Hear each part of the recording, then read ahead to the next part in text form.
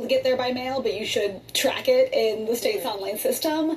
But for voters that are getting closer under the wire, the guidance is if you're a week out from the election, bring it physically to the office, bring it to a drop box, or there's no guarantee that your ballot will be counted. Okay, good to know. This also relates to a story about mail voting in a critical area here in the Philadelphia area, Montgomery County. Right. What's the story there? Yeah, so Montgomery County, back in the primary in April, they had some issues with slow ballots. Partially an issue with their, printing and administration on their end, partially then an issue with slow postal service delivery. Ultimately ended up in this situation where several ballots were landing on voters' doorsteps, way less than a week before the election. So the county, renegotiated contracts, worked to be really proactive with their planning ahead to get ballots out as quickly as they could this year. The RNC ultimately sued the county because of this. They argued the county had skipped some required testing that needed to happen before ballots went out. The county and the Department of State have argued that they did every bit of testing that had to be done on mail ballots before sending them, and at this point it looks like the RNC is backing off a little bit from the lawsuit. It's still open, but they are no longer asking for a preliminary injunction stopping mail voting in Montgomery County. And here we've talked so much about the collar counties around the Philly area, but tell us about the makeup of Montgomery County, why it's so important, particularly to the Harris campaign. Yeah, so all four of the collar counties have moved to the left in recent cycles, but Montgomery County has moved to the furthest to the left, and it's been on that track for the longest period of time. Whereas you have, counties like Delaware County that just recently shifted their county governance to, Democrats. Montgomery County has been blue, up and down the ballot since about 2012.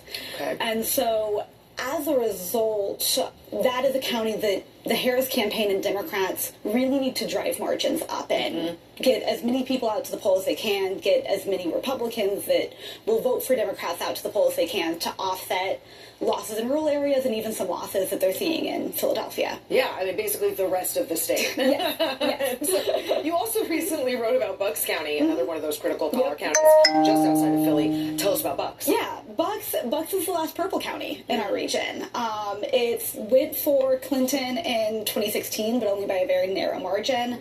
Biden was able to grow that margin to 5% in 2020, but by registration numbers, Bucks is the last, remaining Republican plurality county. There's, they don't have 50%, but they have more than the Democrats do. And so that is a county that, Democrats need to win and need to win by a decent margin, but it's also the last area in the Philadelphia area where, Republicans might be able to win or at least keep the margin tight enough. Off a few votes. Exactly. Yeah.